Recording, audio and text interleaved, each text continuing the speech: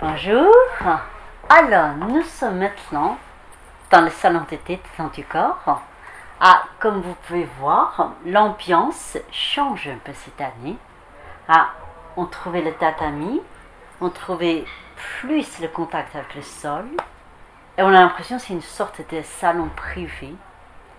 Le salon d'été en Asie, c'est un endroit, bien sûr, où on vient goûter le thé, pas boire le thé, goûter le thé, dans lequel on pose le corps, on pose le cœur, on pose l'esprit.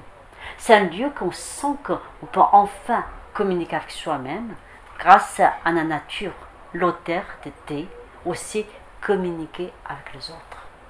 Donc ces changements de nouveau salon de thé, qui fait un changement bien sûr dans l'esprit du Temps du Corps, c'est toujours un lieu de convivialité, lieu d'échange, lieu qui passe beaucoup de choses avec les livres, avec les conférences, avec beaucoup de choses.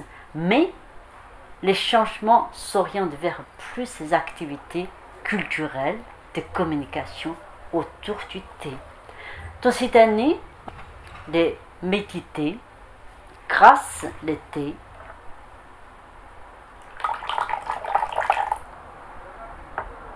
Nous allons entrer dans la philosophie chinoise. Cette philosophie de l'unité entre le corps et l'esprit, l'unité entre l'homme et le ciel. Donc c'est la même philosophie qui a fait naître la médecine chinoise, la pratique de Qigong, de Tai Chi Chuan, des arts martiaux, de méditation. Donc on se trouve dans la même pratique. Et puis aussi, il y a des ateliers de open up et communication. Le thé, c'est la communication aussi. On communique avec notre cœur, notre nature profonde. On communique avec les autres. Avec ceux qui partagent le même thé. Donc, ces changements, au début, ça va faire un thé paisé pour certains. Mais continuer de venir, non seulement c'est encore comme avant, c'est mieux.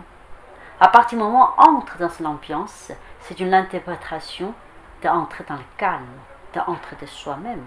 Il suffit de s'asseoir sur le tatami. C'est comme dans toute la pratique corporelle basée sur l'unité du cœur et du corps. Il suffit de s'asseoir. Parfois, on n'a besoin de rien. C'est une tasse de thé. On sait que le thé aussi nous amène à communiquer avec la nature du thé.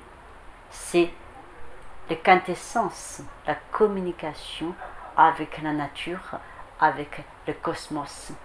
Donc, il y a la vibration aussi, grâce à musiciens, on l'invite, qui viennent ramener cette conscience vibratoire, qui est aussi dans la communication. Donc, ces changements nous amènent dans cette profondeur de culture chinoise.